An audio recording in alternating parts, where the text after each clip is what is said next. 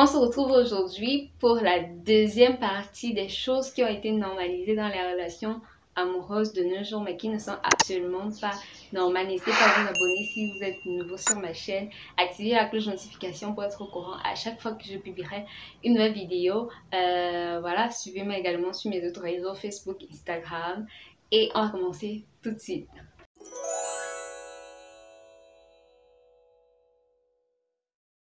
Troisième chose qui a été normalisée mais que je trouve totalement anormale dans les relations de nos jours, c'est le fait de considérer que la bonne femme c'est celle-là, ou alors la bonne copine c'est celle-là qui va aller chez son copain, faire le ménage, laver ses vêtements, quoi d'autre, cirer les chaussures. Les filles, arrêtez d'être bêtes. Arrêtez d'être bêtes. En 2023, on ne fait plus ça. En 2023, on ne donne plus les avantages d'un petit ami à un.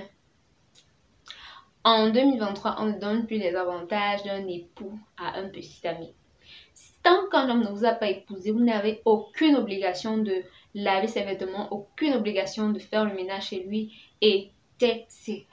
Une relation, c'est quoi? Lorsque vous décidez d'être en couple, vous apprenez à vous connaître, vous êtes dans les fiançailles, on va dire ça comme ça, c'est que vous apprenez à vous connaître, à savoir si vos deux personnalités peuvent cohabiter, si vous pouvez construire quelque chose. Alors, il n'est pas question de que je me mette à laver tes habits. Moi, c'est quelque chose qui ne me fait jamais dans mes relations. C'est pour ça que moi, je pense que j'ai toujours été avec des personnes qui m'ont aimé sincèrement, parce que je faisais aucun effort dans ce sens-là. C'est-à-dire, tu ne vas jamais me voir cuisiner pour toi, tu ne vas jamais me voir laver tes habits et tout ce qui va avec. Mais si, par exemple, tu as besoin d'un conseil, je pourrais te conseiller. Si tu as besoin de la compagnie, je serai toujours là pour toi. Si tu as besoin de réconfort, je serai là pour toi. Ce genre de choses, tu vois.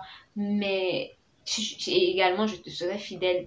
Mais dire que je vais venir préparer pour toi, car je ne suis pas ta domestique, je ne suis pas ta ménagère en fait. Je suis pas ta ménagère en fait. Et ce que vous devez comprendre les filles, c'est que c'est pas en faisant ça qu'un homme va vous aimer, ou en faisant ça qu'un homme va vous épouser facilement. Il va peut-être vous épouser, mais il va vous épouser si déjà c'est un gros paresseux, et si un gros paresseux, pourquoi il va se dire voilà une femme qui peut tout faire dans la maison, qui peut tout gérer, donc voilà je vais l'épouser pour être posé dans ce sens que j'aurais une ménagère à la maison, il va vous voir comme la femme à tout faire, comme la ménagère de la maison, alors que pas du tout. Un mariage, c'est avant tout deux esprits qui décident de s'unir. Après que vous ayez fait le ménage, qu'est-ce que vous allez faire? Est-ce que vous pouvez avoir des conversations constructives ensemble? Est-ce que vous pouvez rigoler ensemble?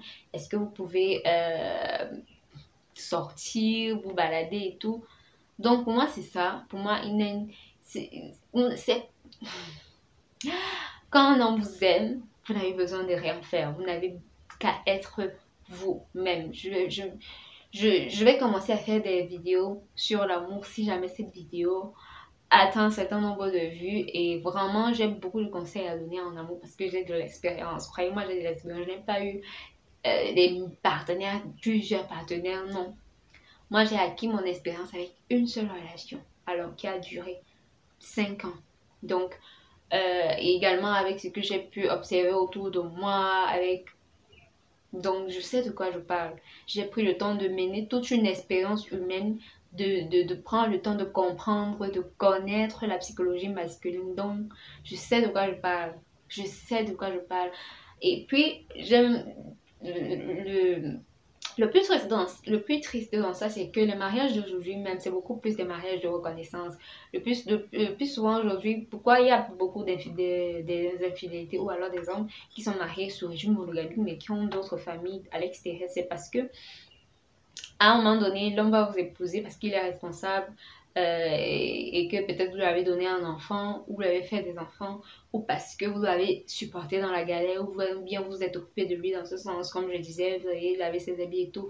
Mais lorsque vous serez à la maison, vous allez souffrir, vous ne serez jamais heureuse parce que sa vraie go qu'il aime sera à l'extérieur, alors qu'elle aura besoin de ne rien faire de tout ça. Elle aura toujours ses ongles bien faits et tout, toujours pimpante. Mais pendant que vous êtes là à cirer la marmite, laver la maison et tout, lui il sera avec elle. Donc franchement les sœurs, il faut se réveiller. Il faut se réveiller. ok? Ce sont des choses qu'on ne fait plus en 2023. On est en 2023, bientôt 2024. Enlevez ça de votre tête. Un homme vous aime pour ce que vous êtes. Il ne vous aime pas parce que vous savez faire le ménage. Parce que c'est important tout ça. Mais c'est pas la base en fait. C'est pas si vous vous dites qu'on va vous aimer parce que vous faites ça. Le plus souvent même ce sont ces femmes-là qui font ça, qu'on maltraite comme il n'est pas permis.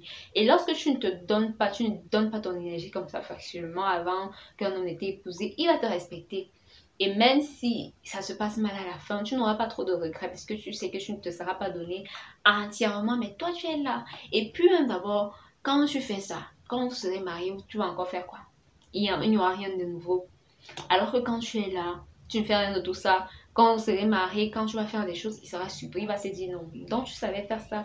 Il sera encore plus rassuré parce que déjà il t'aura épousé parce qu'il t'aime pour ta personne, mais ils sont encore plus confortés si tu sais faire ces choses-là, tu vois. Donc c'est juste un plus, mais c'est pas ça la base d'un mariage en fait, pour moi. D'accord.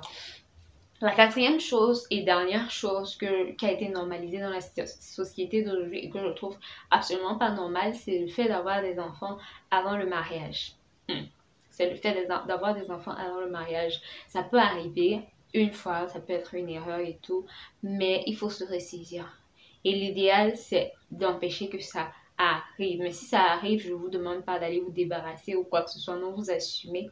Parce que si vous vous débarrassez, vous n'êtes pas sûr que vous en aurez d'autres. Mais je dis, prenez les précautions pour que ça n'arrive pas. Un homme qui ne t'a pas épousé, tu ne lui fais pas d'enfant. Parce que ce que ça va créer après, tu n'imagines même pas ce que les foyers recomposés, l'impact des foyers recomposés sur les enfants. Je suis une enfant issue d'un foyer recomposé, c'est-à-dire que mes parents n'étaient pas mariés. Et je sais de quoi je parle. Ça n'a pas été facile pour moi de pas grandir avec un de mes parents. Donc c'est pour te dire que faites gaffe, faites gaffe. Les filles, surtout c'est nous qui subissons toutes les conséquences de ça. Avoir des enfants avec des hommes tant qu'ils ne nous ont pas épousés. C'est très beau, vous allez dire enfant de la galère. Enfant de la galère. Vous allez dire enfant de la galère et tout, mais franchement, c'est un truc que je vous conseille. Parce que si ça arrive une fois, ça arrive, ok, vous assumez et tout, mais après vous close your... On appelle les jambes comme en anglais. Vous fermez vos jambes. Tout simplement, vous fermez vos jambes et vous devenez sage. Vous devenez sage. Parce que 90% des jeunes filles qui ont eu des enfants avec des hommes ne se sont pas mariés avec, tu vois. Ceux qui se sont mariés avec des femmes qui leur ont donné des enfants avant le mariage, ce sont des hommes responsables qui ont décidé juste de prendre leur responsabilité. Et après, même dans la plupart des cas, il n'avait plus de sentiments pour la femme en question. Il a juste épousé par reconnaissance ou parce qu'il est responsable. Il voulait prendre soin de ses enfants. Il voulait que ses enfants grandissent dans un environnement où ils sont avec leurs parents biologiques, tu vois. Mais nous sommes perdants dans tous les filles. Lorsque tu fais ça, tu es perdant dans tout. Fais-le si tu le veux, premièrement. Et si tu as les moyens de ta politique. Vous ne pouvez pas vous permettre de faire un enfant alors qu'on n'est pas stable financièrement, même si son père est millionnaire. Je vous dis, l'homme est imprévisible. Même si son père est millionnaire, si tu n'es pas prête, ne fais pas. Fais seulement si toi, tu es prête. Si tu es prête et que tu sais que tu peux prendre soin de ton enfant, l'enfant, c'est toute une charge et c'est une charge à vie. À vie. C'est bien beau de voir les beaux bébés sur TikTok, sur Facebook et tout, mais l'enfant, c'est une grosse responsabilité. Et moi, je pense que on ne fait pas des enfants pour qu'ils viennent là. Et moi, j'ai trop souffert dans ma vie pour que je fasse des enfants pour qu'ils viennent aussi souffrir.